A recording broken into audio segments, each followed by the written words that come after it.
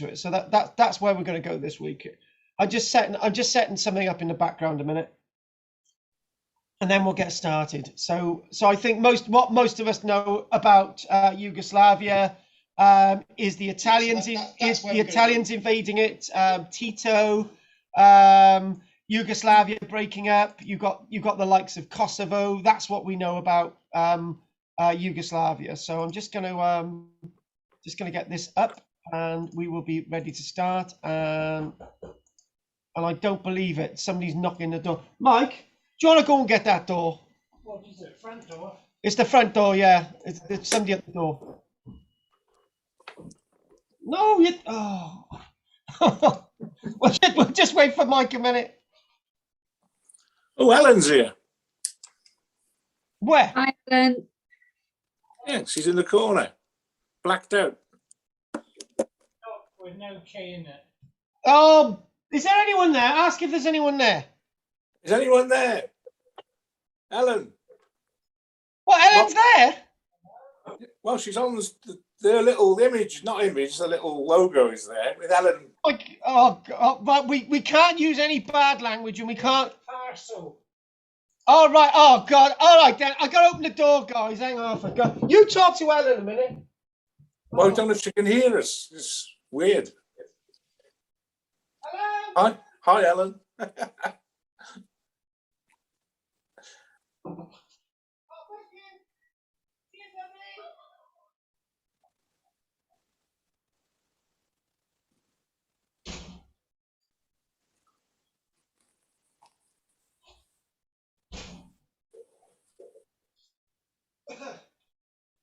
God. Right, there's a false start. Let's get started. All right then. Right, so today we're going to be looking at a site known as Lepenski Vir, and it's a site that when I was doing this on Tuesday, nobody had ever come across, and obviously I want to do Yugoslavia. I want to do something very, very fresh, and that's where we're going to go. So let's record this on 3, 2, 1. We're recording. Excellent, thank you very much. So let's start with the images, and let's without further ado, let's get straight into this. Okay, bingo. Lepenski Vir. I hope that's the right pronunciation. And as you guys know, that it's been something that I've been wanting to do, visit places that nobody have ever come across before, and that's exactly what we're doing. Lepenski Vir is an archaeological site located in Serbia, and it's a site that is believed to be extremely unique in Europe. And before we go any further, let's just have a little look more at some of these images. So Lepenski Vir is an archaeological site that's come to us from the 1960s, and it's come to us from the 1960s because they were flooding the Danube, and they were creating two vast dams to produce hydropower for both Romania and Serbia. So that Yugoslavia as it was then. And as they were flooding the landscape, the archaeologists said, well, if they're going to be flooding the landscape, then this is a perfect opportunity to get some funding to try and find what the archaeology of the landscape is about. So they naturally found the typical Roman stuff, they found the typical medieval stuff, and then they started to find the very, very old stuff. Now, the archaeological site at Lepenski Vir is a site that was actually moved. So it was originally it was 30 meters further towards the Danube, which is on the right-hand side of the screen. This is in the Yugoslavian Serbian part side of the Danube bank. So they were excavating. They thought this stuff that we're excavating is of international importance, and you will see there it's of international importance. Before we go any further, Jane, have you ever heard of this place? No. Nobody ever has. But out of this has got to be in the top 20 of the greatest prehistoric sites ever discovered, and it's definitely within the echelons of European archaeology. It's very much up there as being highly important, highly beneficial. And the archaeology at this site takes us back to possibly, in brackets, a settlement going back 11,000 years ago. But we've definitely got settlement evidence 9,000 years ago. And what they've done since is, over the past decade, they've built this beautiful glass-lit hangar over the archaeology so people can actually see it. So in this country where we would not spend this money because our history and archaeology of seeming in Wales got no value, this site itself is of massive value to the Serbian nation. It's of massive value to understanding European archaeology. And there it is, this huge sort of glass hangar alongside the banks of the River Danube. Somebody want to say something? Okay. So the landscape that sort of we're looking at has got this backdrop. So it's a very rich civilization. The people lived within this landscape for over 2,000 years. They had the key or keys to today's climate crisis. And I'll just spell it out. If people are able to live within a small strip of land for 2,000 years and continue to live in exactly that spot for 2,000 years, and their population is fine, they're able to plant crops, they're able to fish, they're able to eat meat, they're able to live alongside each other for 2,000 years. There's something that these people knew that we don't know today. And I tell you what, those two things will come apparent. And one of the things I've been arguing about for at least the past decade comes up today. And that thing that I've been arguing about as a cure for all the climate problems on the planet is actually borne out in the archaeology. So I got proof that what I've been arguing has been proved to be the best answer in the past, to have an environment that you're working alongside and everything works nice and peachy. So what I need to do is give you some nice little facts and looking into the eyes of the ancestors associated with this site.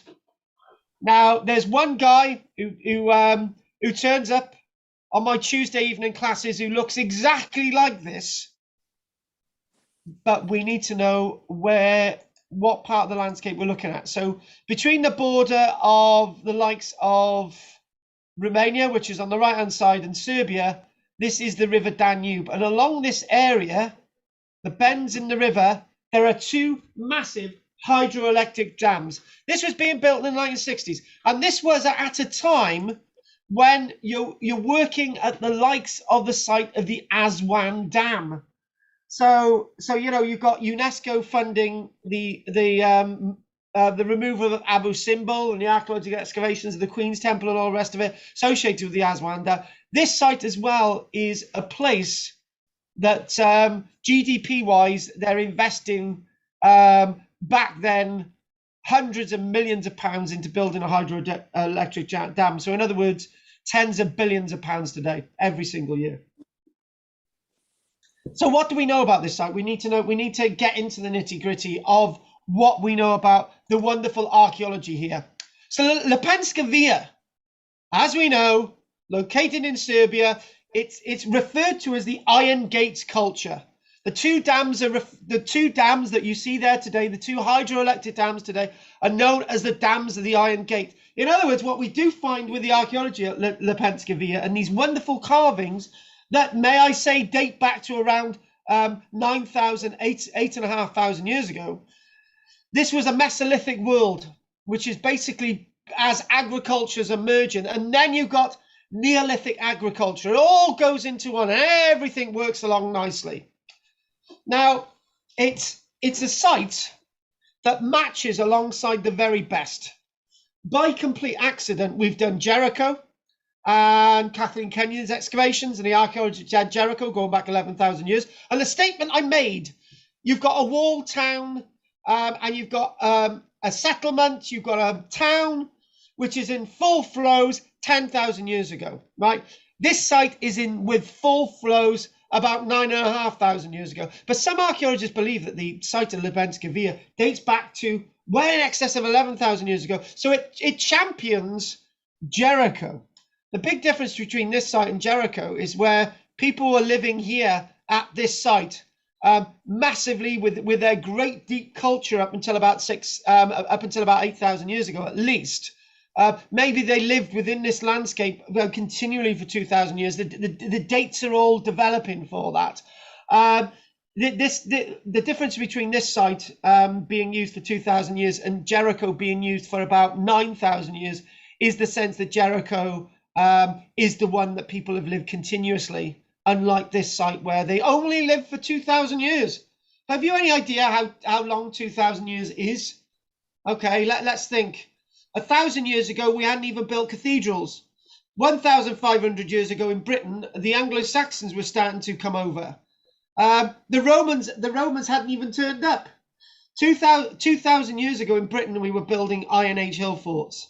We've got no idea of the concept of time. People were living at this site for over 2,000 years. Their houses were sat upon the same localities for over 120 generations. They lived in the same buildings or the same template, obviously renewing the timber and the thatch and all the rest of it over many, many phases. But generation after generation, for 120 generations, people lived at this spot. Isn't that something amazing? And it's amazing because we look at houses in Barry where we got terrace houses. Those terrace houses were built, most of them 130, some 140 years ago. Living within those houses, maximum of about 9 to 10 generations, living within those templates. But this is 120 generations that are living within that landscape. Trapezoidal buildings, or more like triangular shaped buildings, give you a good fair idea of what we're talking about. So we've got a key settlement of Lepenski Vir alongside the River Danube. What's going on there? It's been alongside the River Danube because it's been protected by massive, massive boulders, which have stopped the ingress of the River Danube from washing the archaeology away. We've got pristine sculptures like the one we're looking at, very peculiar architectural features associated with this site. And do you know what? The archaeologist names of the archaeologists excavating this site, like Draklaslav Redjovic, Draklaslav Redjovic, I can't even say it. Wonderful archaeologists from Yugoslavia, Serbia, excavating within this landscape. First exploring the site at the early part of the 1960s. Now, it was very interesting that we're actually looking at Serbia and we're thinking, why are we in Serbia? And we're thinking that this statement of another Serbian archaeologist, a certain archaeologist known as Pavlovic labeled this site in Serbia as being the first planned and settled settlement in the Balkans, if not the first city in Europe. Now, haven't we given that title to Jericho? Haven't we given that title to the likes of Çatalhöyük and maybe Göbekli Tepe, whatever we do find that Göbekli Tepe is? But I could argue that Turkey's not in Europe, it's in Asia. Except if you do an Eurovision Song Contest, you find that Israel is actually part of Europe. So the fact of the matter is that statement that this is the first city in Europe does hold weight, because we've got nothing else like it anywhere else in Europe, or not even touching the boundary of this wonderful site. So what we need to do, we need to move on our images. These wonderful architectural features were actually part of the central part of the building arrangement. So it was at the back of the fireplace. These wonderful figures were at the back of the fireplace. And look at these actually stood up and looked out over the family in the buildings. And again, they're all the same. They're all sort of fish-mouthed, miserable. But then again, you would be miserable if you stood in that building for 120 odd generations. Again, Lepenski Vir, this is the old sign from about 20 years ago, and this is looking at the archaeology within. I tell you what, right, we do an absolute, mind my French, not excusing my language, we do an absolute crap job of displaying and preserving our archaeology in Wales. It's so unbelievably badly presented. And you look at Serbia with a GDP which is half ours, and they're able to put the money in and they're able to display their archaeology like this. You're able to understand it, you're able to connect, you're able to know what's going on. And why can't we do anything like this in this country? We're just inept about displaying and preserving our archaeology in Wales. So what you can actually clearly see is that you can clearly see there you've got this triangular shaped building, and it sort of fans out a little bit when they mentioned about trapezoidal. And the entranceway is actually leading in here. The Danube was a little bit over here. So these are all those buildings, and massively they were able to create a floor that was almost concrete hard. So in other words, what they basically did, they lifted the buildings and they moved them further up the bank, and that's exactly what they did. And you can look around this today, all the stones, everything is there now. I don't know if you can actually see it, but these little, that's one of those little figures sticking up. There's another little figure sticking up there. There's one down there. There's another little figure. So all of these, oh, look at this. There's three over there. 1, 2, 3. So this again is showing you the importance of a part of our European history that undoubtedly none of us have heard of. You know, somebody did quote the other day. They said, "Oh, you've done I don't know how many lectures this year, and we've managed to visit at least 4 or 5 archaeological sites that none of us in any of the classes have ever heard of, when in fact they're of international importance." So you know, it's looking at history from not a different perspective. It's looking at history that you've never ever heard of. So I'd like to leave those little buildings with us a minute and sort of keep that as a little bit of a backdrop. I've got lots of images for us to go through today, but there you've got the fireplaces. And interesting enough, if I bring my degree into this, you can go into the building. You can go either the right or the left of the fireplace, but undoubtedly the people who are in charge of the house are going to be living at the back.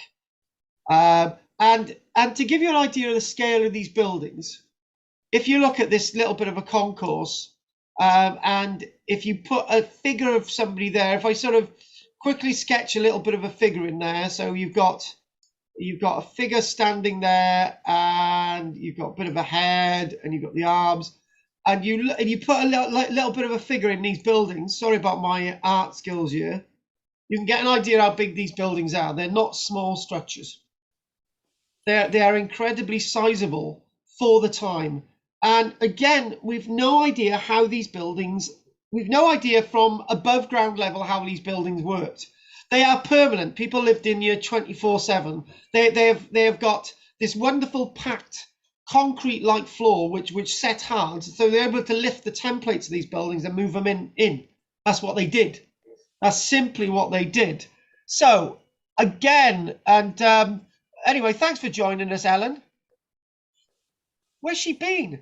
Anyway, so if we go to, hang on a minute. Oh God, hang on, I just gotta move that there. So yes, so this village, and this is one of a number of villages associated with what we know as the Iron Gates culture, what we know as this world that once existed. Now, what we do find is that the boulders themselves kept the Danube back from actually eroding these sites over the thousands of years. What you could say is that as the ice is melting, and remember, if this site does date back to 11,000 years ago, it's only a few years after the echoes of the ice melting. Yeah, so they're moving into a really rich landscape. What's happening is the ice is melting. It's leaving boulders along the margins of the River Danube, and those boulders are the very boulders that retain the terrain behind that these people use to actually use for farming, and they use for their wonderful settlements. That's how they remained undiscovered for many, many generations. And you think, well, okay, they're alongside the River Danube. obviously they're going to have access to lots of fish, but if this is a fast flowing river, so unless you're good at fishing, however, what they did find that the boulders themselves would have created natural whirlpools. So fish would have been caught up in those whirlpools, easy to hunt. Those whirlpools would have created oxygenating water, and which would have been rich in algae, where the fish would have fed off. The fish would have found that algae, and they would have been fair prey to the people living at the settlement. So this archaeological site today is in a beautiful gorge, but it's always been in a very, very beautiful gorge.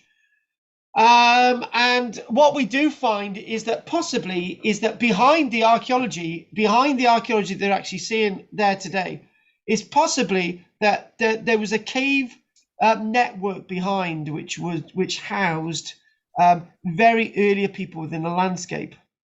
Just a little quick thing that what we do find is that until the flooding of the valley, there were lots of Roman remains in the landscape. Typically, what we do see later on is a bit of a commemorative plaque to the Emperor Tiberius, which is slightly flooded. So the archaeology that you're actually seeing today, the site was discovered on the 30th of August in 1960 by a local farmer, Melanjo Milosevic, and immediately he contacted the archaeologists.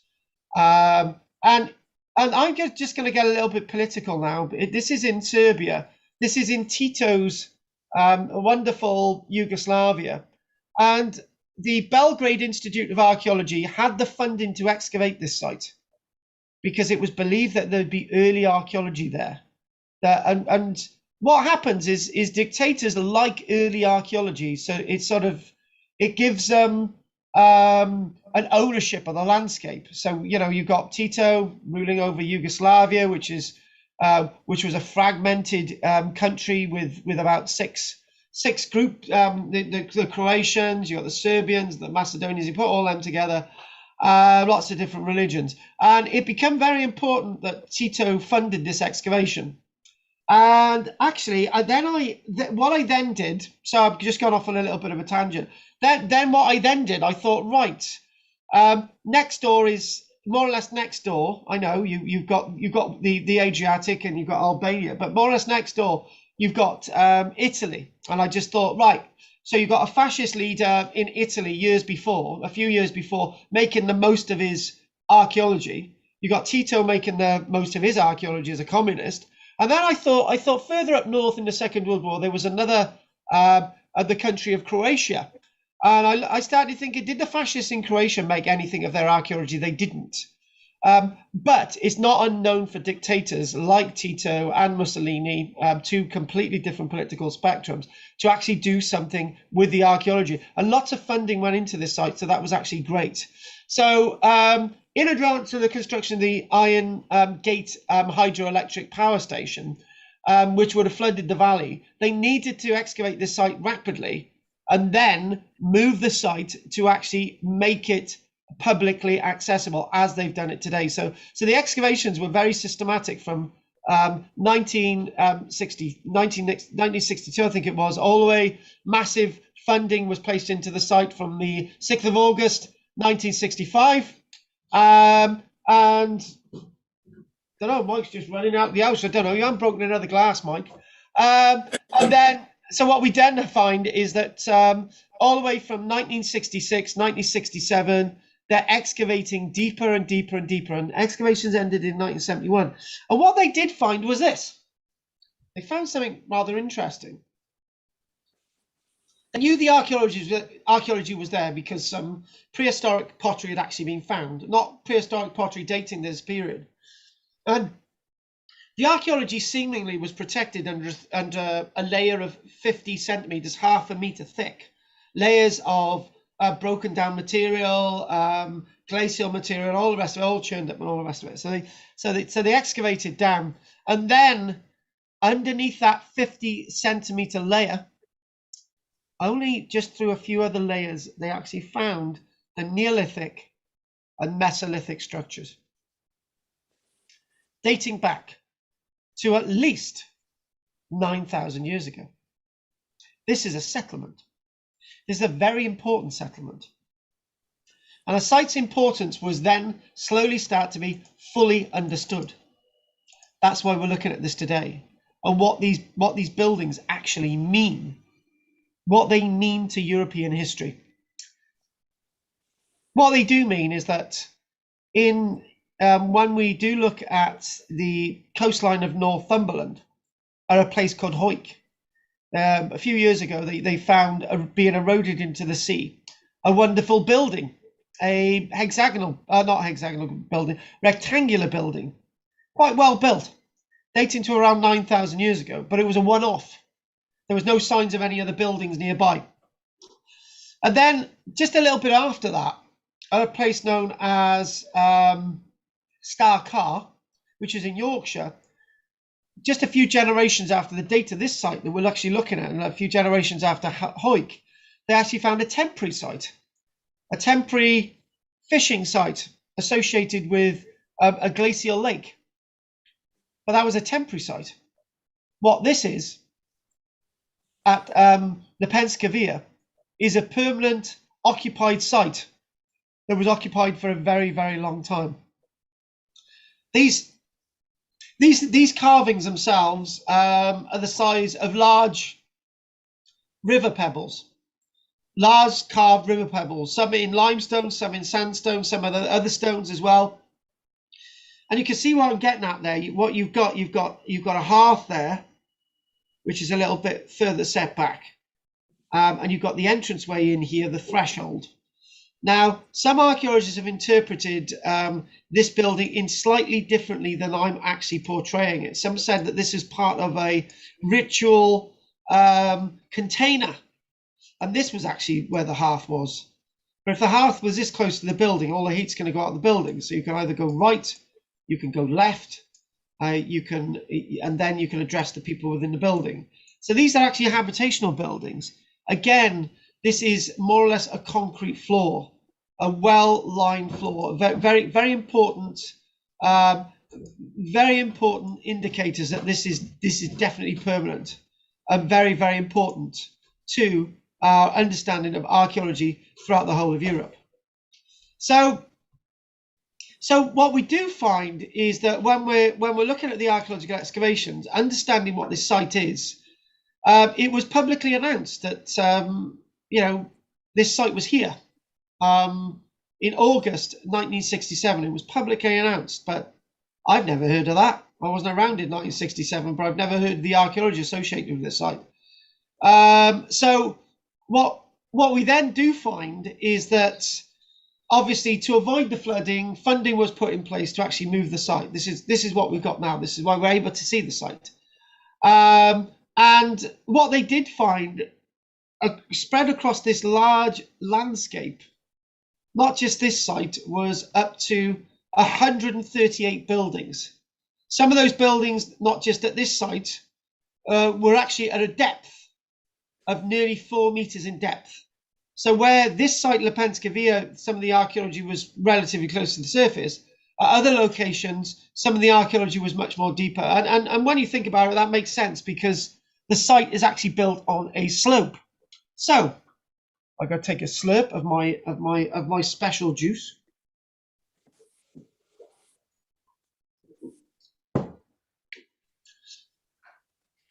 And what I'm going to ask quickly, whilst I'm taking this in, or whilst you guys are taking this in, Henry. Yes. I've given you a bit of information.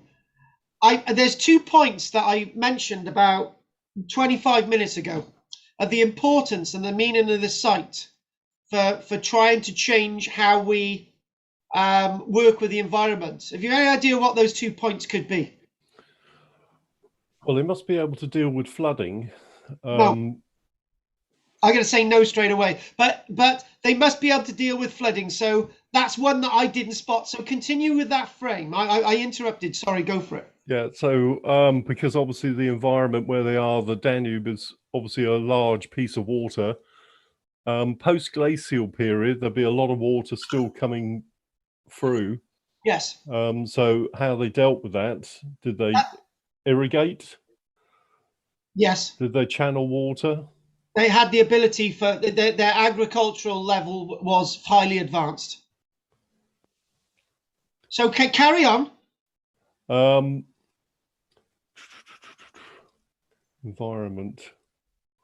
So obviously they required material. They've got fires. They need to access wood for burning. They had it all, and they had copious amounts for their entire 2,000 years. Yeah.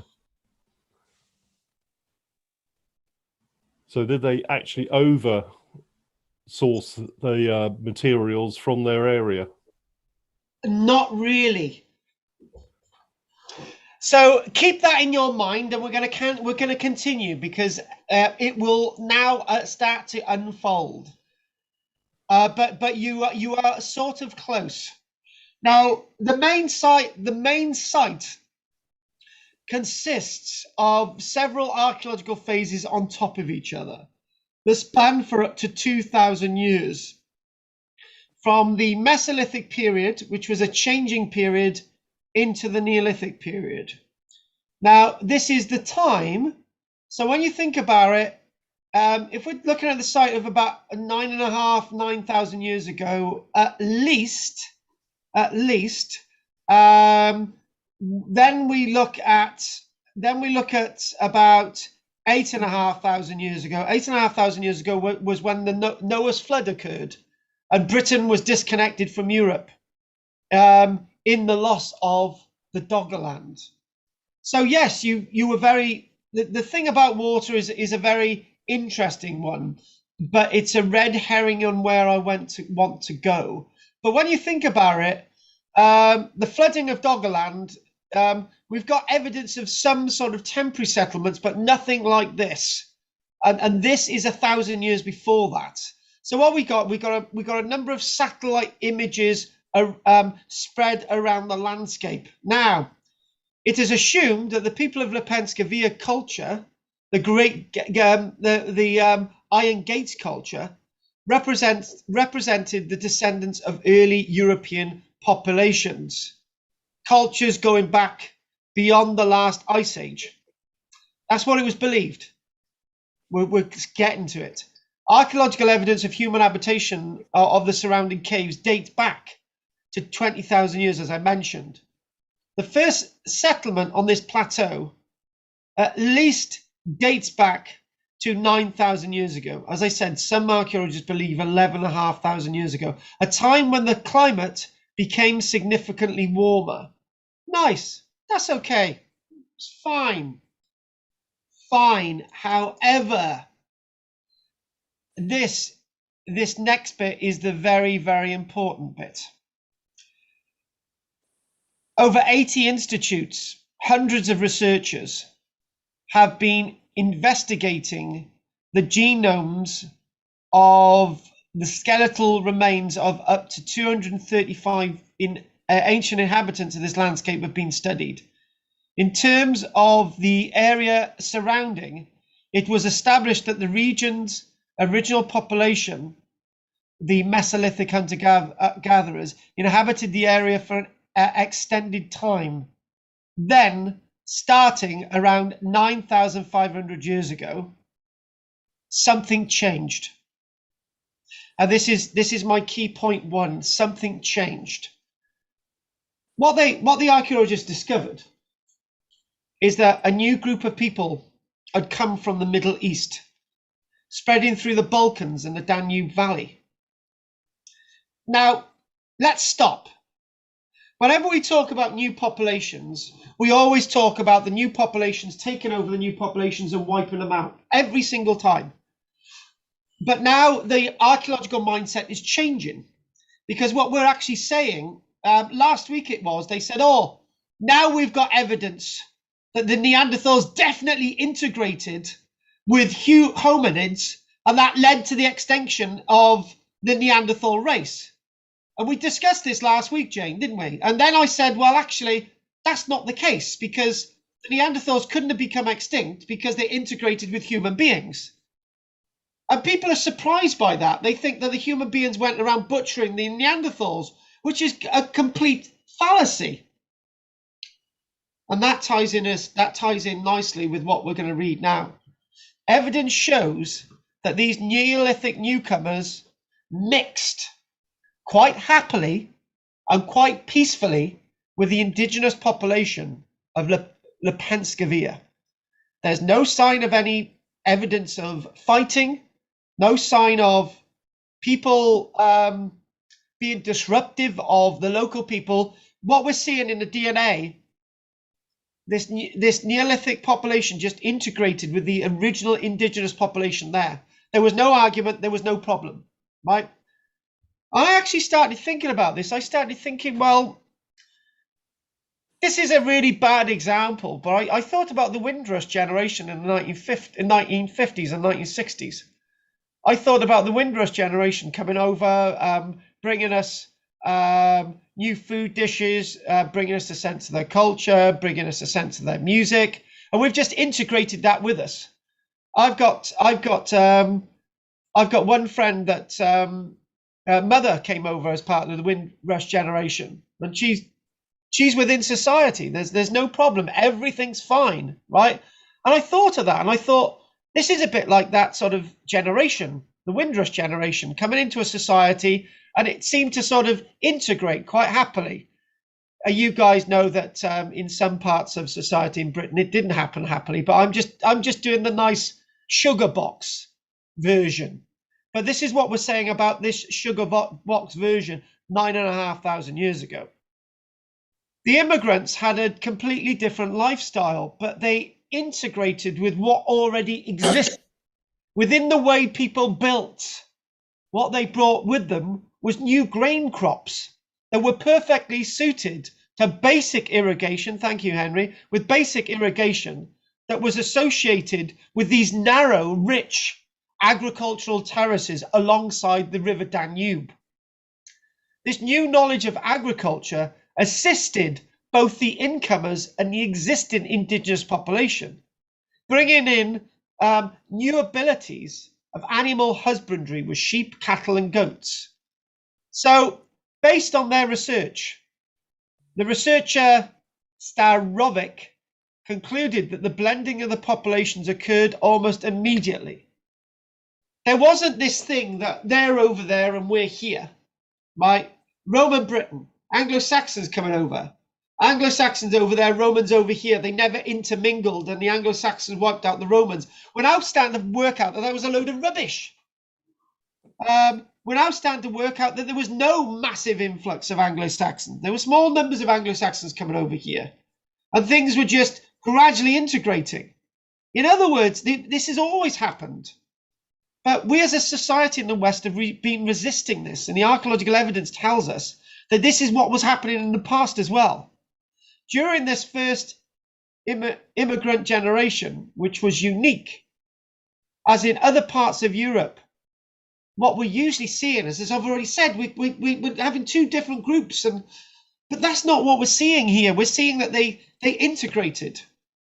Do you know, I used to remember, it's like going abroad when you're a child and you're on a beach and you've got all these other children around. You've got some from France and you've got some from Glasgow and you've got some from London, and you've got no choice other than to talk to them, and you end up with best mates with some of them, right?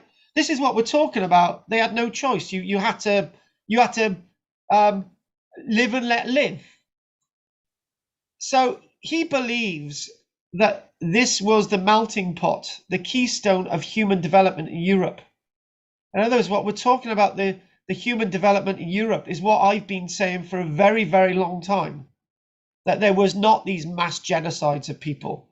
There was just this bit by bit integration of other people coming over to Britain. And there's nothing wrong with that. Britain has got to be one of the most cosmopolitan places on the planet. We've had Chinese and Roman people in Britain. We've had Chinese, Roman people. We've had people from the Middle East in Britain over 2,000 years ago. This is nothing new, but this was nothing new 7,000 years before that. So this was the foundation of the concepts of villages, family, having having places, having plazas and squares and places that you could meet. And this seemingly is the model that seems to have taken hold across Europe. And what I'm not doing today is trying to do a woke conversation, which is from left-wing politics. I'm certainly not that. But what I'm trying to do today is actually tell you about this archaeology that's very, very different. And hasn't been interpreted in a different way. It's actually in a different way. So the modern Siberian, the modern Serbian population still incorporates some 10% of their genes from this original mix. So in other words, this original mix of people that goes back over 9,500 years ago is still within the gene pool of modern day Serbian populations. Now that is very, very important. That was a surprise to me when I read this, but not as a massive surprise as when we start looking at it. So let's actually change the images again. There's one other thing, there's that other important point, which we're not going to do yet. So, and the other great thing about this site, I was talking about virtual reality. And we're all still developing all that. And the one thing that they started doing virtual reality in regards to this site where you could wander around with goggles, 2016. Now, it's believed that the original buildings looked like this. The Mesolithic buildings looked like this. The Neolithic buildings didn't look very much different. But that to me looks like a too big a threshold. It looks like it should be a lower lintel than that, and you don't need an exit in the roof. Remember, these buildings face the river, and all the other archaeological evidence shows us that these buildings were a lot more narrower than this. And to be honest with you, the reconstructions are really, I'm not really happy with the physical reconstructions of these sites. But again, moving on to these beautiful carved stones, again, the back of one of these beautiful carved stones. And again, looking out at the River Danube.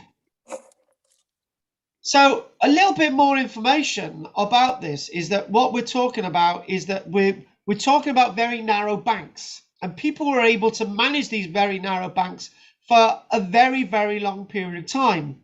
Now, when we think about it, okay, if Gough lives to 120 years, that's 1,800 years short of the time that the populations lived within this landscape. So Gough lives a really long time, but you've got 120 generations living at this site. And it's completely difficult to work out that concept. I'm going to be really cheeky, Gough, right? Could you have lived at the same place with your family, with your marriage? Could you have lived at the same place all your life, Gough? Well, I don't think you can compare that, because we're living in different times, aren't we? We are living in different times. We travel. We have, so. I could have. Yes, I think I could have. Yes, in those times, yeah, definitely. Okay. Little straw huts, yeah, no problem. But what I'm trying to get at is that you fought me back straight away, and you are dead right. The times back then are completely different from the times back now, and our concept of living in one place is a concept that we just can't get our mind around. But what we do find is that the developing within the typological landscape, living within the surrounding area. And they're hemmed in by the banks of the River Danube, and they've got to get on with it. They do have limited food resources, but it's enough. They do have raw materials, it's enough. They have their Lebensraum, they've got their living space, it's enough. But the fact of the matter is, they've got access to trade as well. That's enough.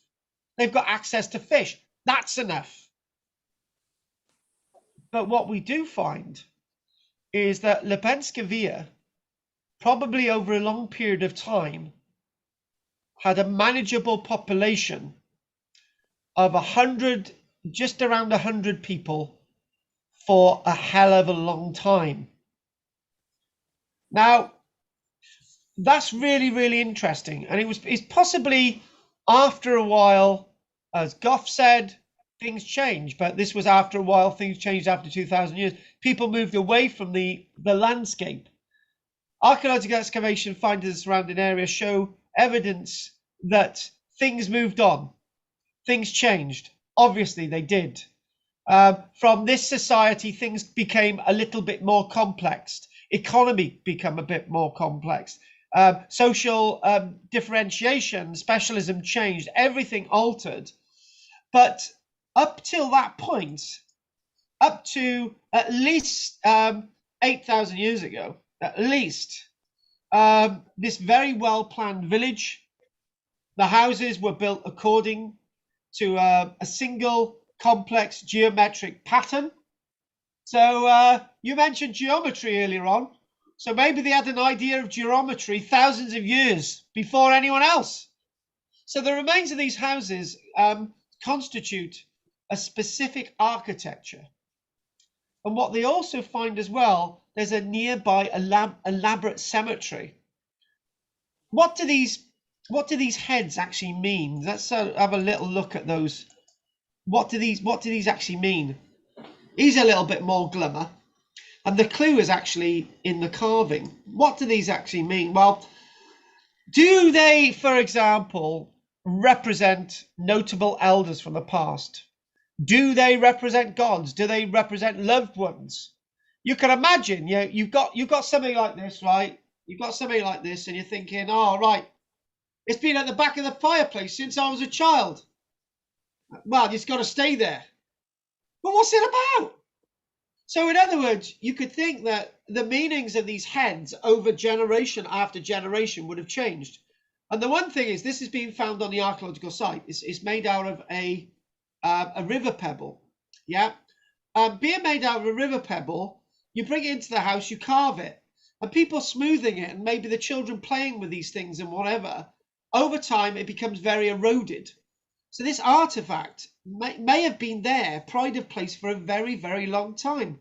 And this was actually excavated on the archaeological site, not sort of wandering around in the River Danube, not wandering around in the River Danube as an erosion artifact, but an object that was loved and cherished and looked at for a very, very long time.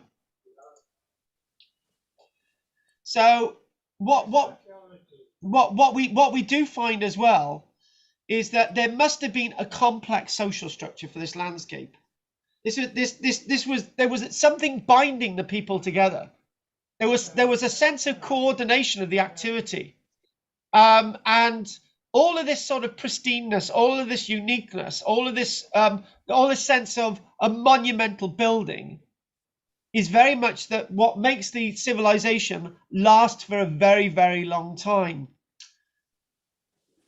We can't go into why people moved and changed what they were doing. But what we do have is something else very, very important. So what we're going to do now, we're going to have a little look at some more of these images. So what they did do, they initially when they were excavating, they moved the archaeology in, and it looked like this. And they just thought, right, we've got the funding, and we made the building as it is today. So this is how we display archaeological sites in Britain today, and I've seen many of them. And this is how they display archaeological sites in Serbia. There's no competition. Serbia are the ones that win over. It seems that people want to invest and cherish their archaeology in other countries, but we don't seem to.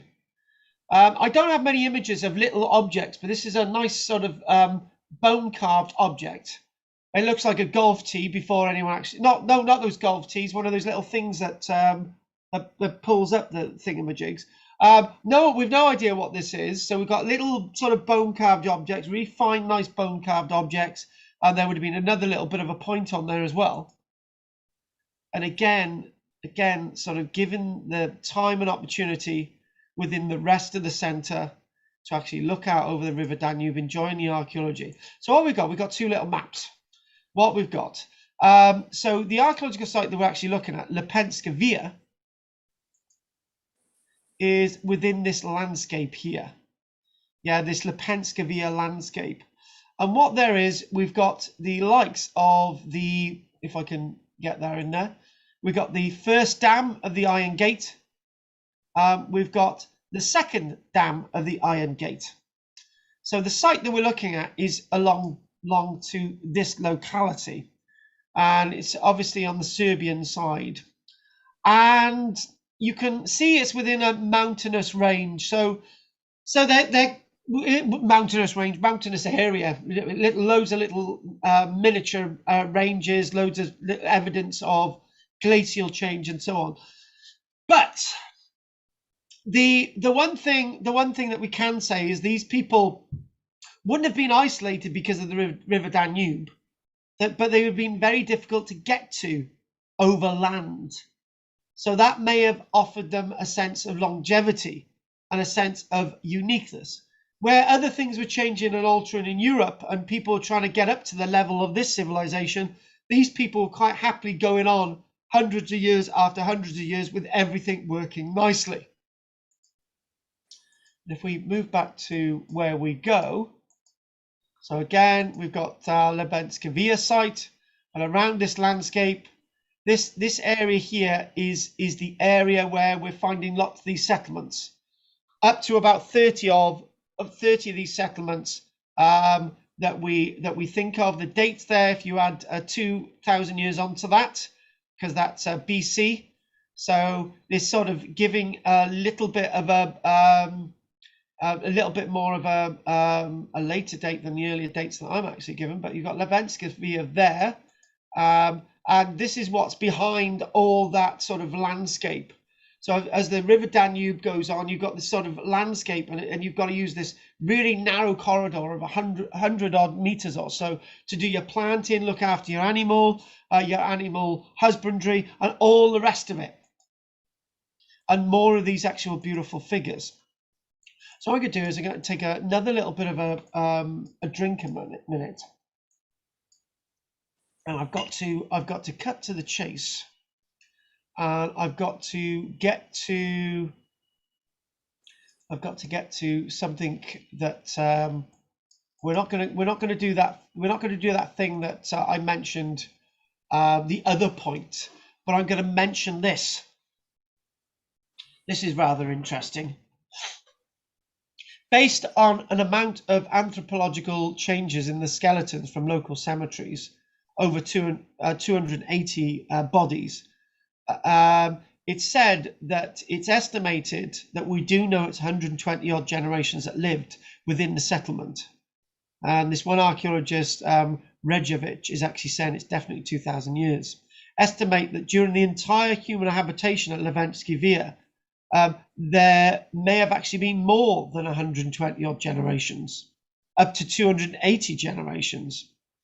And he's saying that there was a lot longer sense of habitation. In fact, people may have actually been living at the Lepenski Vir site beyond, not 9,000 years ago, beyond 11,000 years ago, for up to 280 generations. So they're thinking that this is unbelievable.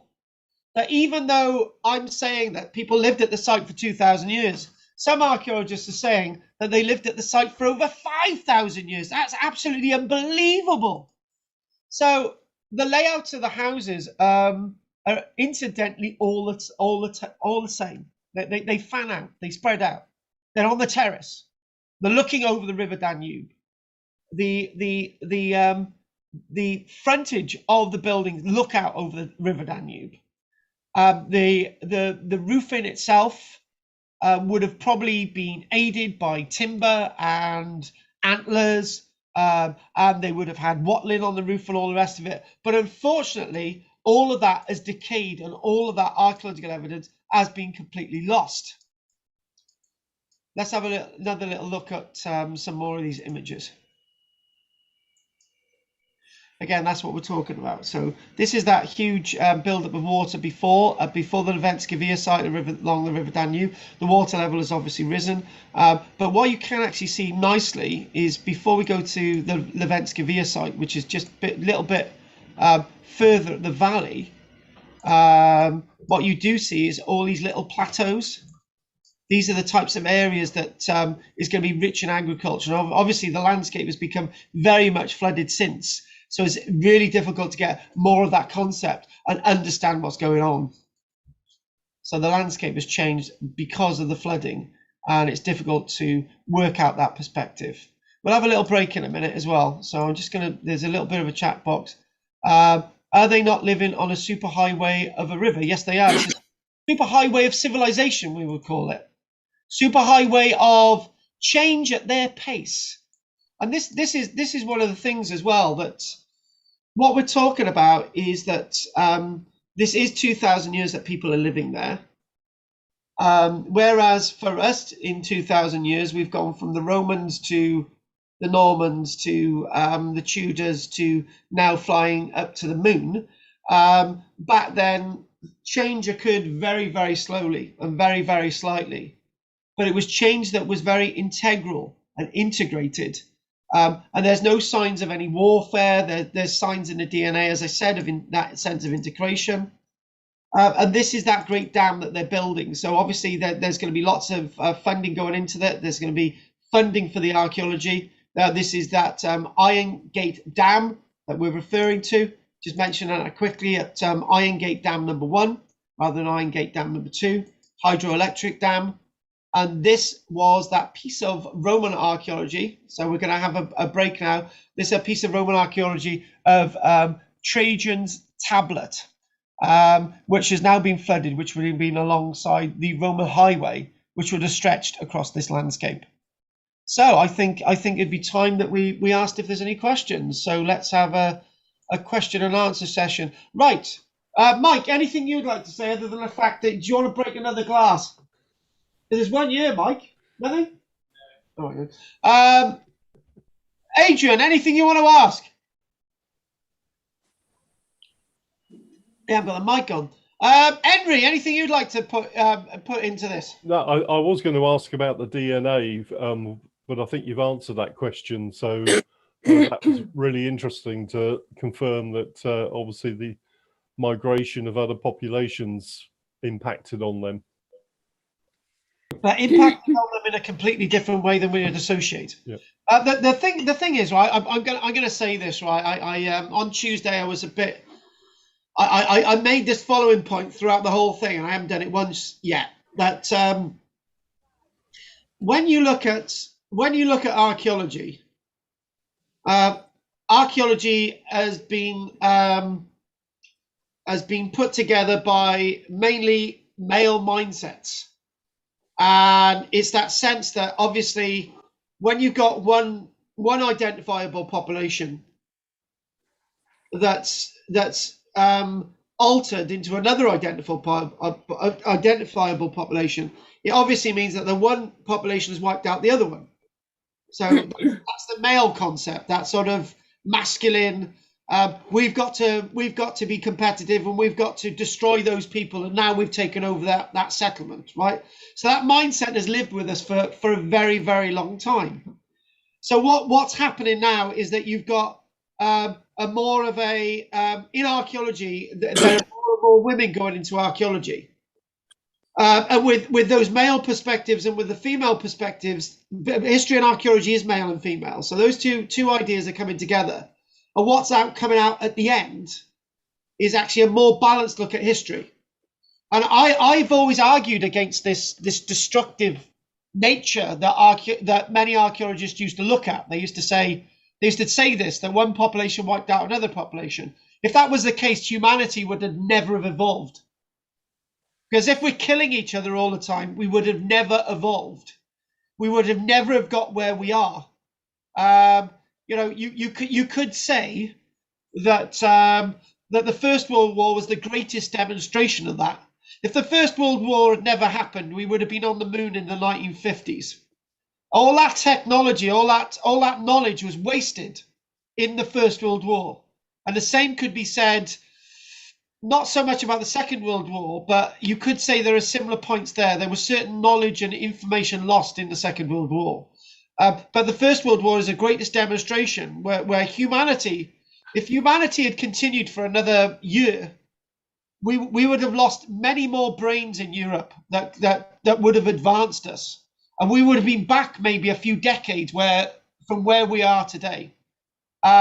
So this mindset that we're out there killing each other is got no weight anymore. And what we're seeing with and it's every single week why people are obsessed with Neanderthals every single week, but it's great. One day somebody's going to be turning around and saying what I said to you guys next week. The Neanderthals wiped out Homo sapiens sapiens. It was the other way around. And why not? Right, Goff. No, that's very interesting. I suppose living by the Danube, they would have had a lot of interaction with people from quite far away, wouldn't they? Exactly. Just the odd person coming along and saying, actually, do you know what? It was a bit like somebody on. By the way, I've got these beans here, right? I've got these pulses. What about planting them? And they planted them, and I thought, oh my God, this is great. This has changed things again.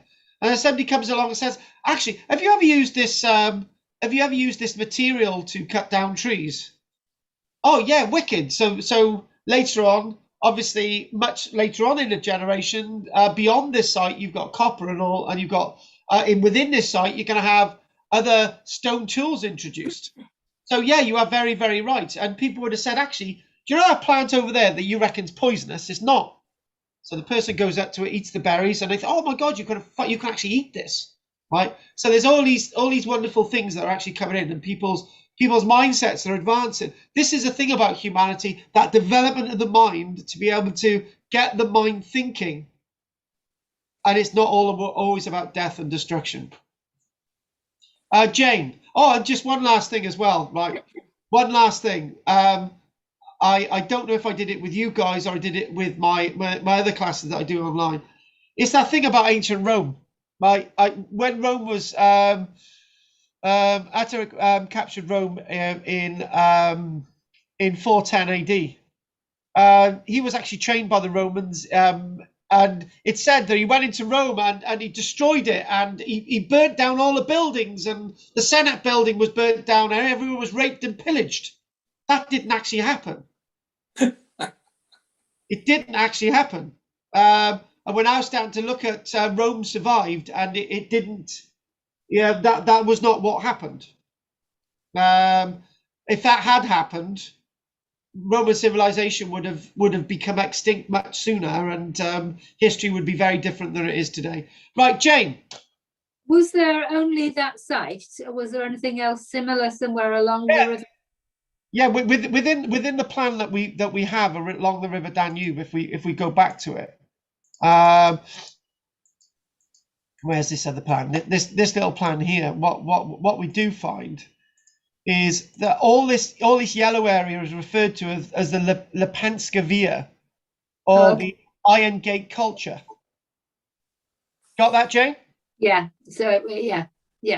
So they've got up to 30 odd sites that they've excavated so far, and that's not the sites that have also been eroded into the Danube. The main thing is that this site points us in a completely direction in regards to humanity, and it's been something that I've been saying for a very, very long time. Right. So if there's no more questions, we will take a break, and I'm sure that Jessica will probably ring us before the doodah, and Ellen's still there. Yeah. She obviously hasn't got audio or video there. So you've obviously upset her, Goff. No, I doubt it. You might. That's more likely. Hang on a minute. What is this? Gang up on me time? Go and get your phone. I'm having a break. All right. Bye. See you in a minute.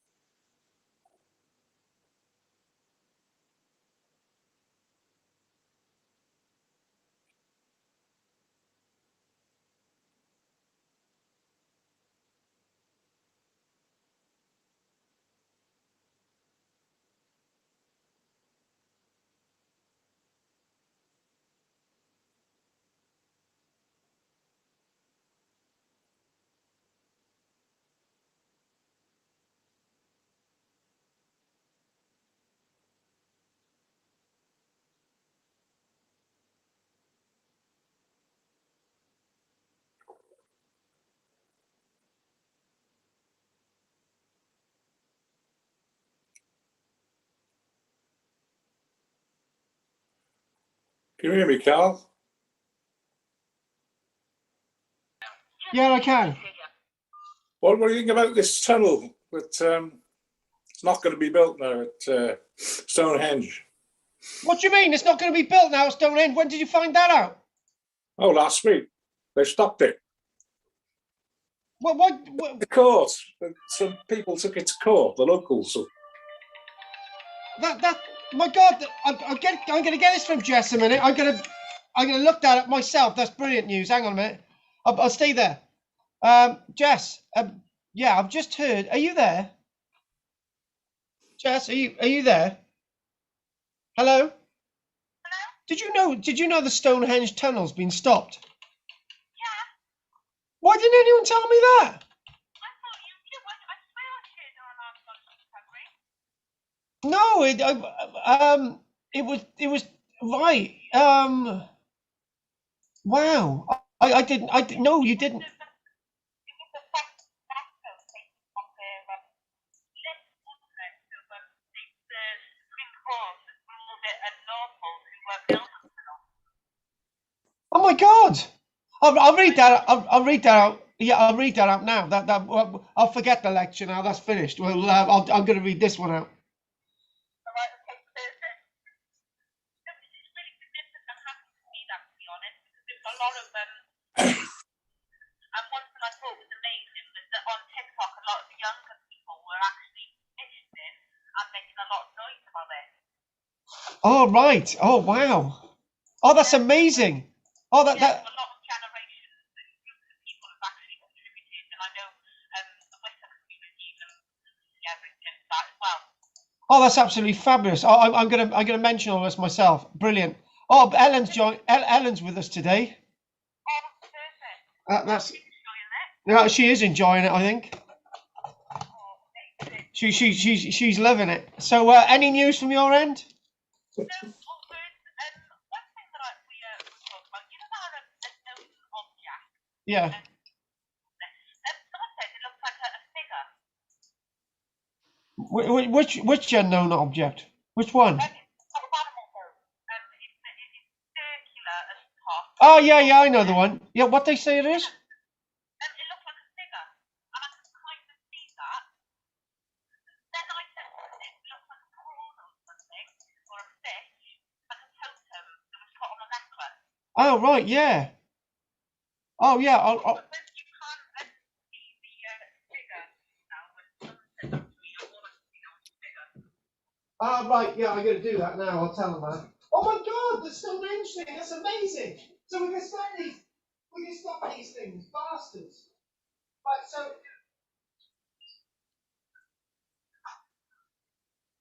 Well, no, they've got to make incredible noise. We haven't stopped HS2 yet.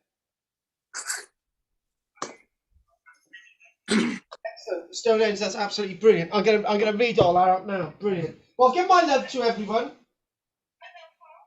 Tell them Ellen and Goff and Henry and Jane says hello. And are you still taking the other artifacts in for people to look at? Yeah, I've been thinking one I thought today. Oh, brilliant. Even though having their own zip-box bags, categorised them and labelled them as well. So, Oh, well, it's almost like I've got my little archive now. excellent, excellent. Well, anyway, say hello to everybody. You haven't got any other news, have you? No. Right, and keep collecting those articles. I will, Carl. That's perfect. I tell you what, give me a ring. Yeah, give me a ring after you've done your thing. I'll just yeah. Oh, and did Stephen talk about the walk? Yeah, he's Good, excellent, good. All right then. Oh, oh, good. And keep chasing up. Chase up Kathy about the Chester trip. See where she is on that money wise. Yeah, she's not here today. Oh no, she's not. I got a really text this morning, so I'll ask her about that. Okay, brilliant. Oh, okay, great. Okay, Carl, take care. Take care, and I'll speak to you after you've finished. Give me a ring. I will. Bye. Take care. Bye. Bye. Bye. Bye. Bye. Bye. That is clear proof my head's in the clouds. How did I not know about Stonehenge? There you are. That's the good news, isn't it? My God, we're going to read it out now and You action haven't it. heard the bad news, though. Oh, go on. Then you're pregnant and I'm the father. Look, They're going to build an oldie next door to it. That's what Boris wants. No, hang on. You said it was going to be a Lidl's, actually. I was. You got it wrong. You spelt it wrong. Right. We're gonna get cracking on anyway now, because just in case we go over 3 o'clock this afternoon. Right. So now I wanted to show you something briefly and quickly. So wherever Henry is and Ellen is and whoever they are. Right. So this itself. They were discussing this in the Lantwick class, and they reckon that this looks like the figure of a person. No, it's a ring pull. Oh well, we'll go with that one. Actually, it could work good as a wing pull, couldn't it? It looks like one. It looks like one. All right then. So we think that's a ring pull and not the figure of a person. All right then. Okay, that's ruined that bit of the conversation. Okay, let's get on to the Stonehenge bit. So this'll I've got, hang on a minute. I've got, is this the one? Legal, oh no, not that one. What the hell is that? Hang on a minute, let's just find it a minute. I've got everything on the screen a minute. So there's 2 bits of articles of the week. Have you looking at the Stonehenge one? Yeah? Is Stonehenge up on the screen? No, I don't think so. No, I don't know what that is. Now you got it. Stonehenge tunnel. Ah, yeah, that's it. Yeah. This is amazing.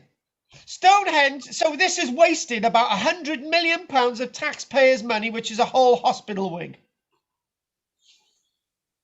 Awful. Well, it is actually. It's the same as these Nightingale hospitals. It's just we've got no sense of infrastructure. Stonehenge tunnel campaigners win court battle to prevent £1.7 billion project to develop A303. Save Stonehenge World Heritage Site solicitor said the victory meant that one of the country's most cherished heritage assets cannot be harmed. I think that's great. And you know why this is great, right? I was thinking primarily about the water levels. You put this thing under there and it's like the water levels from wells and springs that make the landscape special will be completely lost. I've not seen this. It's amazing. Campaigners have won a high court battle to stop the construction of a road tunnel near Stonehenge. Save Stonehenge World Heritage Site challenged Transport Secretary Grant Shapps' decision to approve a £1.7 billion scheme to overhaul 8 miles of the A303, including a 2-mile tunnel near the Prehistoric monument. The go-ahead was given in November last year, despite advice from planning inspectorate officials that it would cause permanent irreversible harm to the UNESCO World Heritage Site in Wiltshire. In a ruling Friday, Mr. Holgate, he's related to Colgate, that's a link to Ellen, and she'll probably go now, found the decision was unlawful on 2 grounds. He concluded that there was a material error of law in the decision-making process because there was no evidence of the impact on each individual asset of the historical site. He also found that Mr. Shapps failed to consider alternative schemes, which has been, that's the thing from day one. That was from day one. They did not look at any other schemes in accordance with the World Heritage Convention and common law. The relevant circumstances of the present case are wholly exceptional. I think that's great. In this case, the relative merits of the alternative tunnel options compared to the western cutting and portals were an obvious material consideration which was required to access. It was irrational to do so. This was not merely a relevant consideration which the Transport Secretary could choose whether or not to take into account. I reached this conclusion for a number of reasons, the cumulative effect of which I judge to be overwhelming. I tell you what, that's absolutely amazing. Ideally, such a tunnel would begin and end outside the World Heritage Site. But now that was but now that we are facing a climate emergency, it is all the more important that this ruling should be a wake-up call for the government. HS2 is coming. It should look again at its road programme and take account to reduce road traffic and eliminate any need to build new and wider roads that threaten the environment as well as our cultural heritage. I tell you what, guys, that is absolutely amazing. I will see you all next week. That's brilliant. The judgment is a clear vindication of our client's tremendous efforts in campaigning to protect the World Heritage. This even gets better. The development consent for this damaging tunnel has been declared unlawful and is now quashed. And the government will have to go back to the drawing board before a new decision can be made. So in other words, that's another £100 million we've got to spend to get another road. Oh, yeah, this is unbelievable. So in other words, it means that having World Heritage status trumps the decisions of a government, which is absolutely brilliant. That is great. What they need is the same solicitor to deal with HS2, and we'll be quids in. Can I just? I want to get back to the class, but I just want to show you another article. Right now, this story is great. But spot the error. Now, this has happened with lots of articles I've worked on where you send an article to the newspaper and they use the wrong image, and the wrong image illustrates something else. So, fruit baskets from a city, Thonis Heraklion, off the coast of basic Alexandria in Egypt. Incredible discoveries that submerged ancient city off coast of Egypt have lain untouched, right? Now that there, a fragment of a basket brought to the surface by the team, but that's not a wicker basket, that's pottery. Yeah? So in other words, the article, the headlines have used completely the wrong image to portray something significant, which is a massive shame. That is a massive shame. That's supposed to be a wicker basket, but it's not. Wicker baskets filled with fruit. So that should be a wicker basket. The headline, the photograph's wrong, and I'm so... Wicker baskets filled with fruit that have survived from 2,300 years ago. Hundreds of ancient ceramic artifacts and bronze treasures have been discovered in the submerged ruins of the near-legendary city of Thonis Heraklion. What I'm trying to say is that it's such an amazing find that they've used the wrong image. So you've always got to question these things when you see them. But actually finding, it goes on to say, nothing was disturbed. And there's the location on the plan. There it is. Nothing was disturbed. It was very striking to see baskets of fruit. So for God's sake, this is an amazing find. Show us the right images. I am so angry with it. Basically it goes on to say about all the other side, all the finds there. But whatever, I'm not going to spoil it. That discovery in regards to Stonehenge is absolutely amazing. That's spectacular. Right, so what we're going to do, we're going to move on to... what I'm going to do is I'm going to headline use the other point that I wanted to make at the beginning of the lecture, right? So what we need to do is we need to go to where we were. Okay, right, that's the landscape. We've already had a look at that, and bingo. Right, so this is what we're talking about, the archaeology. Now, headline news. But before we go to our headline news, sorry to play with you a little bit, guys. When I was when I planned this lecture, I typed into the internet 15 places to visit in Serbia.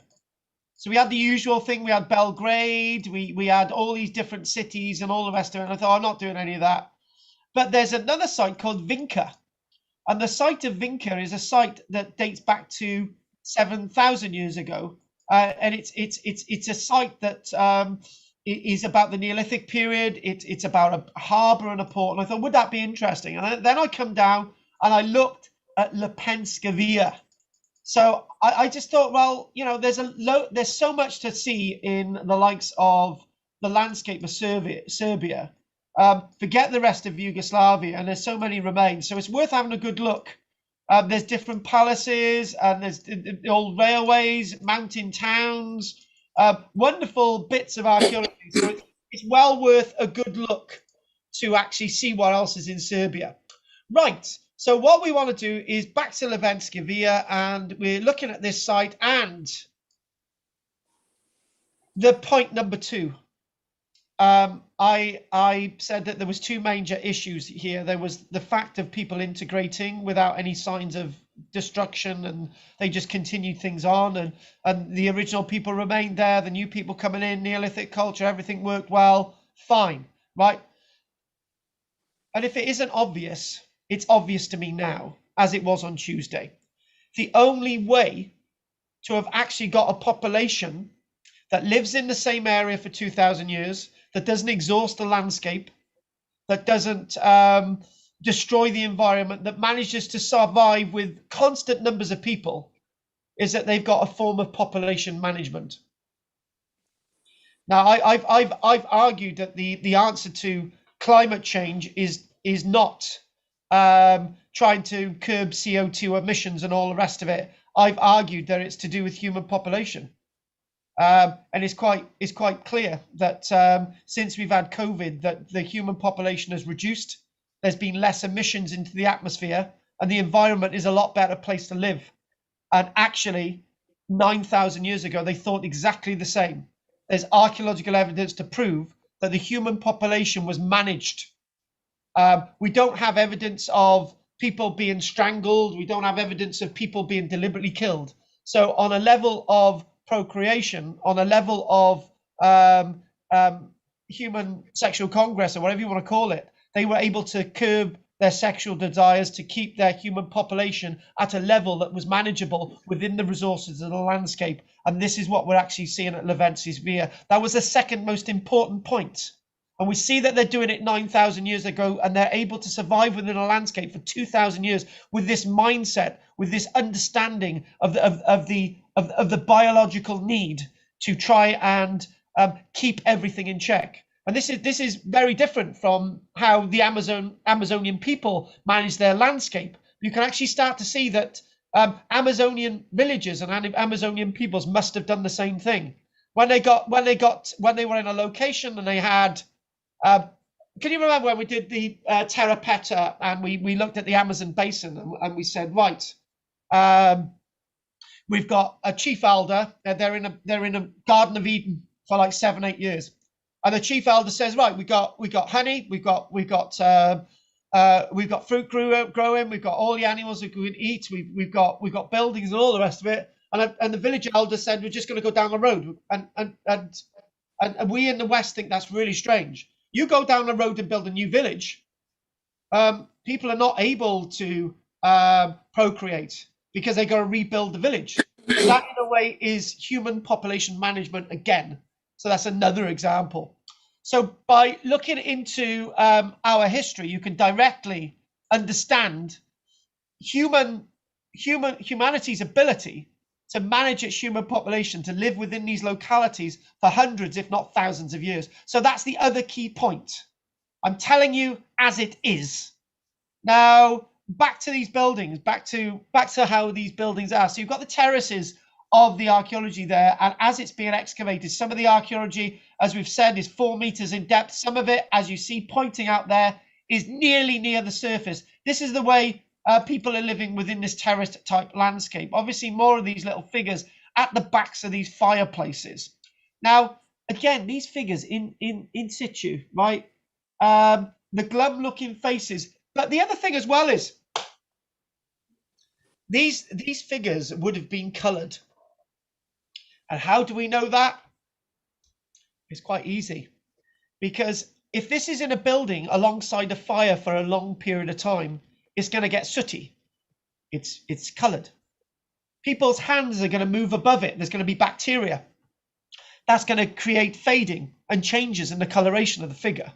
So these figures were undoubtedly coloured. So they're not as you're seeing them today. So again, looking at this, look at the actual archaeology itself. Let's go on to the rest of the journey.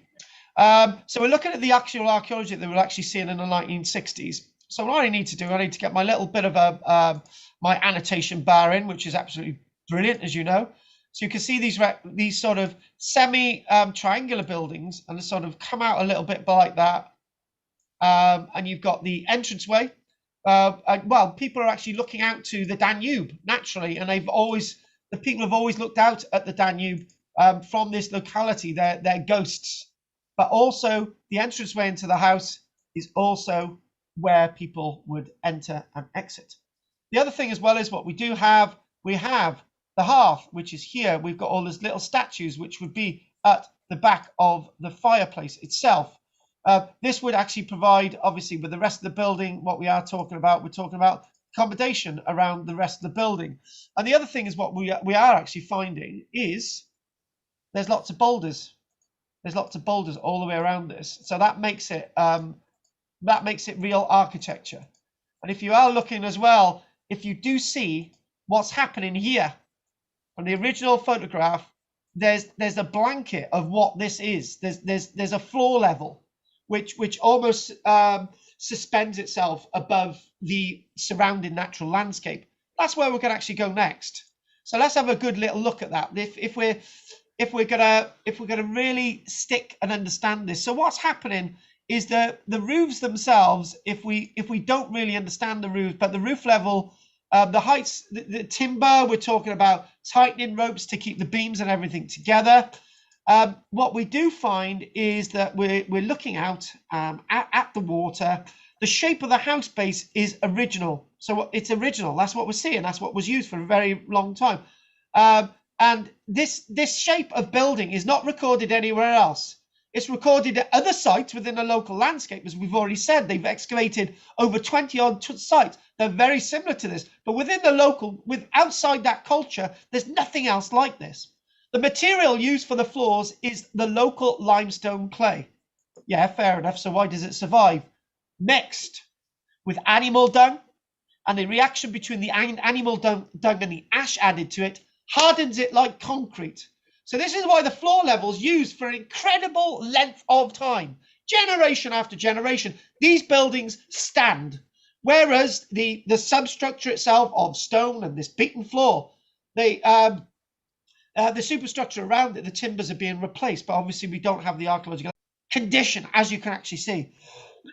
On the edges of the floors, you've got the remnants of the stone, which would reinforce the curtilage of the building. But also, this would then assist with the roof timbers, so that you could have a roof level.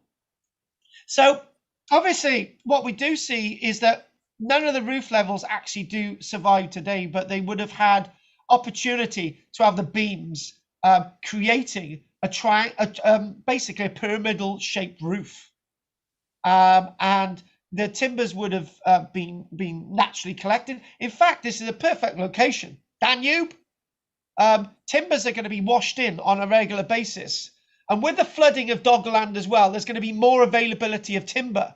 There's just being, so in other words, you've got readily naturally felled timber, which you can actually use for building more or less all times of year. Now, there's one architect, the archaeologist who's actually looking, one of the archaeologists excavating the site, a chap by the name of Rojovic, he says that this almost gives an impression of advanced architectural understanding, an advanced sense of geometry, and the buildings within have a surface area within of 30 square meters. So these are not small structures. What we do find is that we have now, this is rather interesting. They've also got earlier buildings, right, with the walls dug into the ground. And what they do find is that there's evidence that they were able to put bowls of clay in the ground, and they gradually harden over time. Early forms of pottery thousands of years earlier than we ever believed. So the pottery's hardening and associated, if they're alongside the fire as well, they would they would harden into clay bowls that would naturally set into the ground. So what are we actually saying about these buildings? So what I want to do is clear the stuff that we've got on the screen there, and just move on. So we're seeing what we're looking at. And again, these great structures and the archaeologists excavating there. And again, the level of detail that they're actually excavating is unbelievable between 1965 and 1971. Are all these contemporary? Don't see why not. Some are probably earlier, some are later, but most of these buildings are contemporary along these terraces. So again, obviously, if you can see the jagged terraces there, that's not how it would have been. It would have been nicely sloped, but obviously this is for reconstruction, portrayal purposes, using exactly the original materials that they excavated in the first place. So when you think about it, if you think about these buildings, if we sort of go back to what we already said, and we just point out two things. You've obviously got the entranceway, you've got the hearth, and the third thing, you've got these statues at the back. So as I'm talking, you know what we're talking about, and obviously looking out at the Danube. So let's do a little bit of a description. And so obviously we've got these really interesting forms of buildings, fireplaces. You could think that some of the stones inside may represent tables, altars. We don't really understand what's going on. We don't know what these figures represent. Is this some kind of, do these figures have some kind of ritual symbolism? It would make sense if they do, because there must have been something keeping these people together.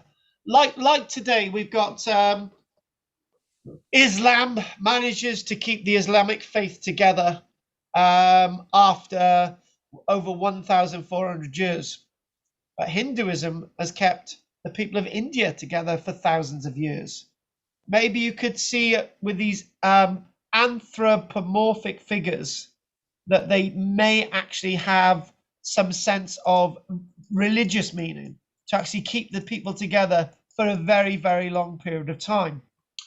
Now, obviously, they've done these reconstructions and they've put them together. They've actually moved them. So what I'd like to do now, I would like to look a little bit more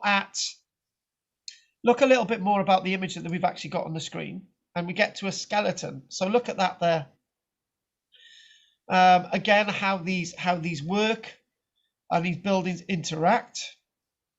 I think the floor engineers is probably about 10 meters square in area. If you want to put it down to that, you've got the fireplace, you've got the statuary, you've got some of the stones indicated around the outside. Obviously, all the timbers have gone.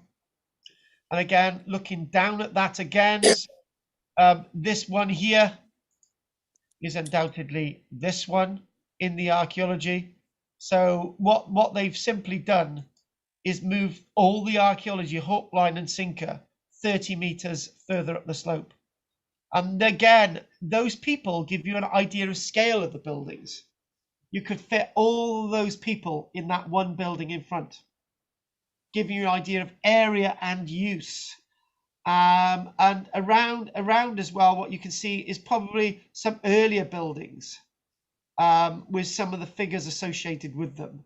There's this sense, again, defining that this is a very early form of a town in Europe, very earlier than any of the other archaeological evidence at any of the other sites that we may have seen, or maybe contemporary. Again, looking at that, it looks like one of those weird fishes. I don't know what they call them in the sea. But again, they wouldn't have been around. But obviously, that representation of what these things representation, again, using the pebbles themselves from the Danube, and there would be pebbles that were sandstone pebbles, limestone pebbles, igneous, metamorphic, sedimentary rock, all that being used. And this is an advanced form of their carving. Look at this. Again, he looks as miserable as sin as well. This would probably be more likely from the much later period. You can actually see a nice little beard in there, and you've got the representation of the lips. And again, more of these buildings. What I'm going to do is I want to get to, what I want to do is get to, that's the last image. You can actually clearly see that that's arranged there. But I want to look at burials for a moment, right? And I'm gonna mention something, and I'm gonna do my notes. If you look at this figure, doesn't this look like the internal workings for these buildings? Yeah. So if we look at hang on, if we go to that there, if we move this around, can you see where this the way the body's actually buried? This is this to me, I've not seen anything like this, but you can actually see that the buildings replicate how this body is buried.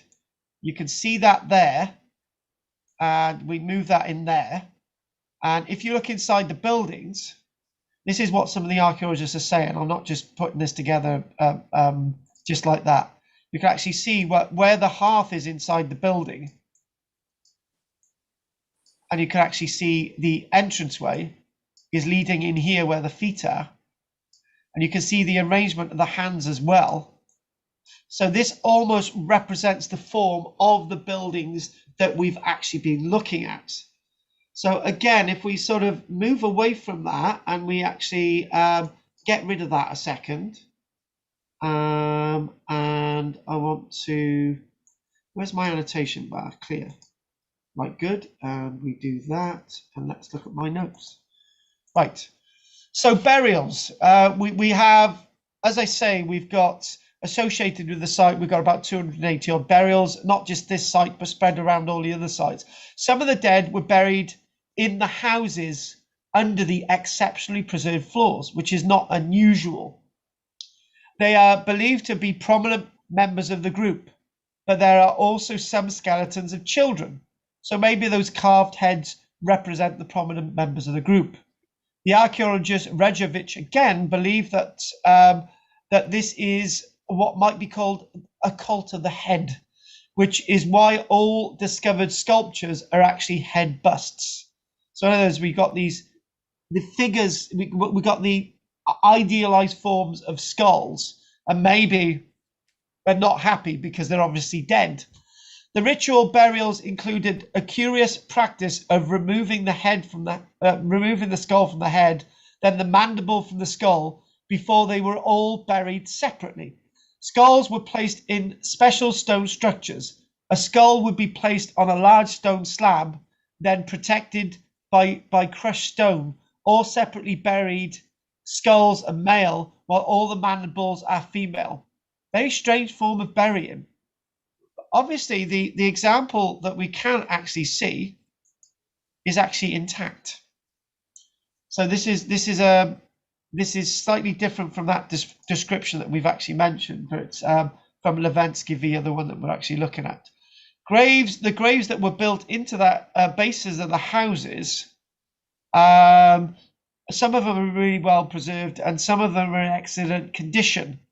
And having that beaten floor above would simply mean that the bodies underneath the buildings are very, very well preserved. The positions of some of the skeletons buried under the floors is such that above the genitals are the widening parts of the central installation, where in fact you can say that that's where the fireplace is above, which is rather interesting.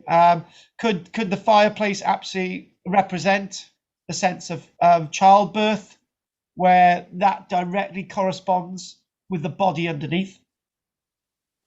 So, looking again at these very strange figures, again these sort of very, very interesting figures. If we have a little look more at this, these are relatively unique in regards to this culture. There are lots of these types of carvings on the planet, but the fact that they're only carving bodies and heads of people is very significant. And you've got a sense of these geometric patterns associated with them. Only on the head and face of the human figures were modeled realistically, with strong brow arches, an elongated nose, and a wide fish-like mouth. Occasionally hair, beard, arms in the lower part can be seen, but very stylistically.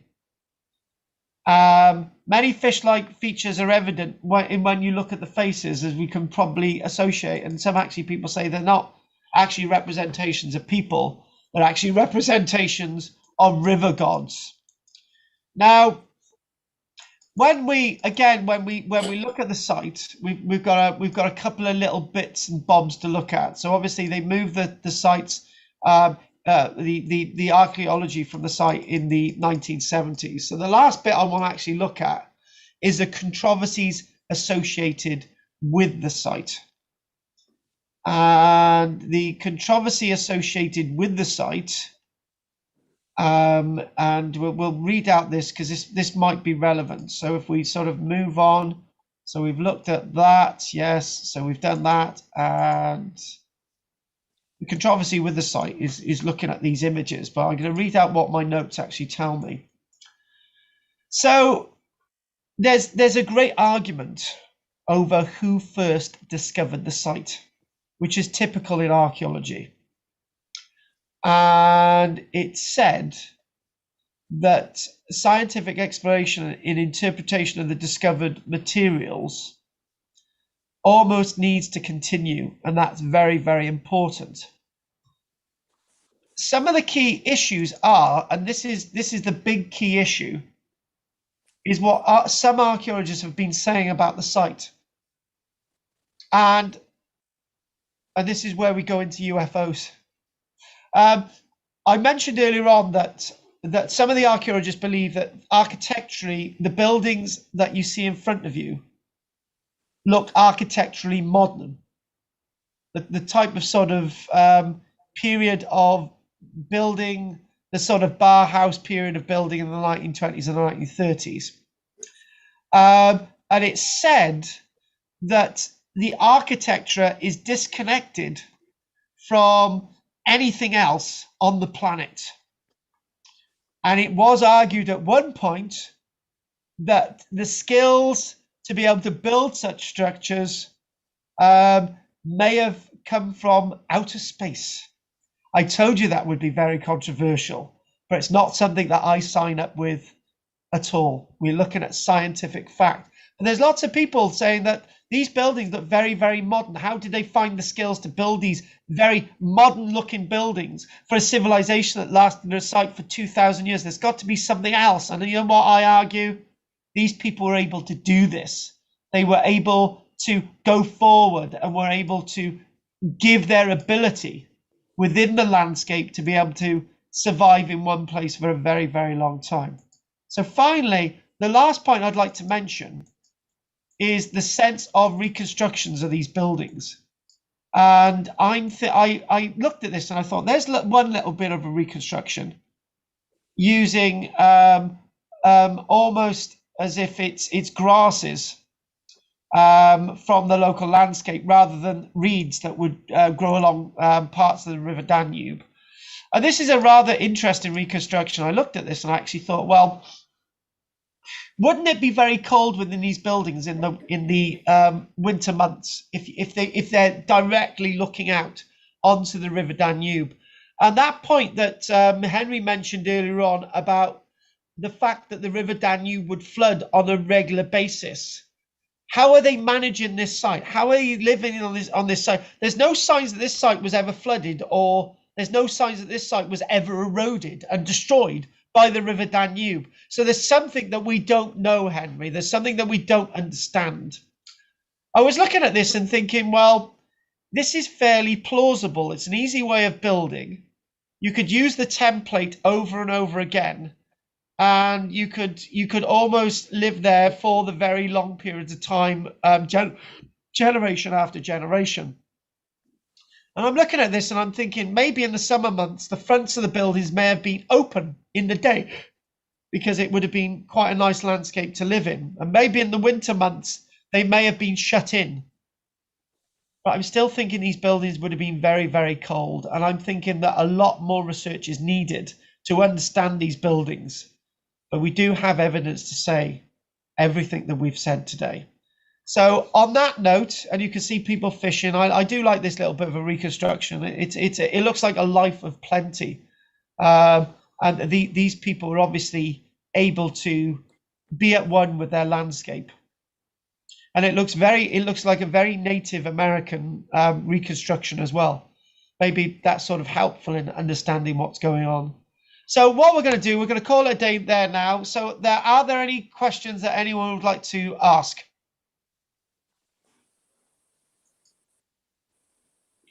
That's a bit. No, I'm just wondering whether, looking at the structures, whether you could have a situation where these are summer platforms and they move back in winter, because if it's just a wooden construction, just lift it off the platform and then move back to other platforms.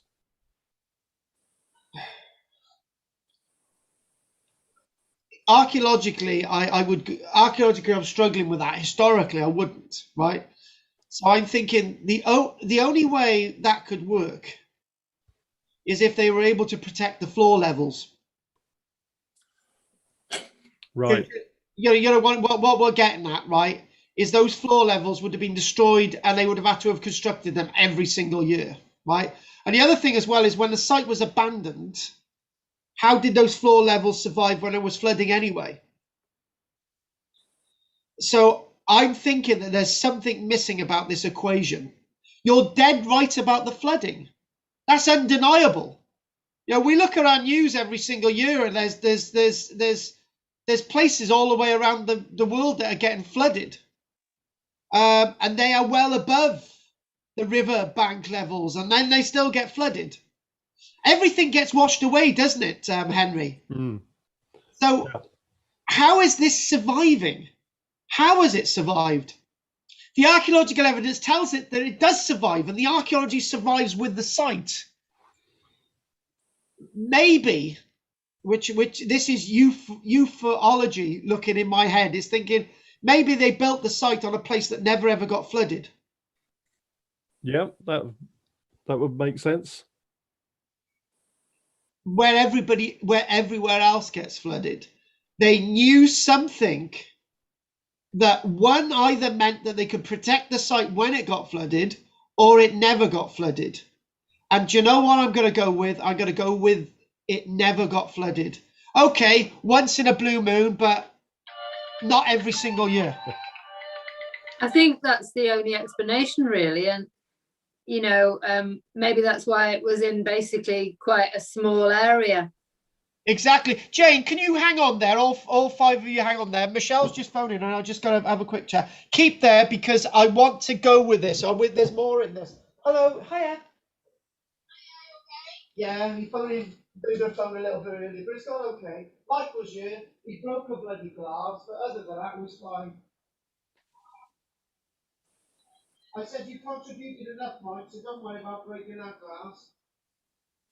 So everything fine? You sound happier? Oh, good.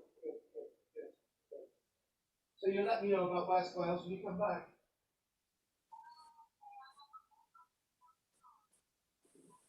Yeah, I still got it. That's got to be sorted. See you when I get back. Take care. Okay, bye. Bye-bye. Do you know, guys, you come up, this is, at the end of this today, we've come up with something, something really, really interesting. And Jane, complete what you were saying. Go for it. I think I did, really. Just maybe that was why they were all concentrated in that one small area, relatively small area, because they knew that that it didn't flood in that particular place. It's amazing that even that is knowledge that we don't have today. Mm. Yeah, it's like building London alongside the River Thames in a place that will never ever get flooded. But it is that. That's what we're talking about. I don't think there's any other explanation. Mm. But you know, and the other thing as well is Henry, right? If they knew it was going to be flooded, why didn't they just move up further on the bank anyway? True. Yeah. So you know, it makes logic sense that maybe it is a site that just didn't suffer from regular flooding. And the other thing as well is the association, maybe those heads look like fish mouth heads and all the rest of it. They respected the river. The river respected them and left them alone. That makes a lot of sense. And the other thing as well is that is the key point. We're not clutching on straws here. The fact of the matter is that the site is still there and was still there in the 1960s and only needed to be moved by the deliberate rising of the Danube by human beings anyway, right? That goes, and it would have been whatever way you look at it, whether the boulders are there or not, it would have been eroded away by flooding anyway, but it wasn't. So there's got to be a reason why that is, and I would go with the fact that it never really got flooded. And the other thing as well is what we were saying on Tuesday. I said, look, some of the archaeology is only half a meter above ground level, right? And this site's been abandoned for like 7,500, 8,000 years or whatever it is, right? Surely if there's constant flooding along the River Danube, it would be like that much. And it wasn't. Some of the archaeology, so you saw some of the archaeology was just that close to the surface. Very, very, very intriguing, that. Very intriguing. Right, and the last one to say anything is Gough. Oh, I've got nothing to add to that. I was really good, very interesting. Thanks for taking us to the Danube today. Yeah, great. Yeah, no, that's been a pleasure. The Danube today, and also next week we're going to be looking at the reuse of material from the Anglo-Saxon period. So we're going to be looking at so many statues and carvings and all this stuff, mainly in England, but we'll sort of spread into other areas. So what I'm going to say is many thanks for joining us this week, and love to everybody from the other Lantwick Major group, and love to you guys. We had a wonderful walk on Friday in Lantwick Major. I met the new guy as well, Stephen. But if nobody wants to say anything else, thanks for joining us. Hopefully see you all next week, including you, Jane. Gough, it's been a pleasure. Jane, as ever, and Henry, it's been a pleasure as well. Take care, you three. Thank you very much. Bye. Bye, Alan. Have a good weekend. I will, and you. Take care. Bye. Bye-bye. Do. Have you guessed what it is yet? Do. I was going to ask you a question, but I'll wait until you turn off the recording. All right, Dan. Okay. Right. I'm going to say anyway. Thank you for anyone watching us in on YouTube land or anywhere else. And so we're going to turn off the recording now. And we've got to do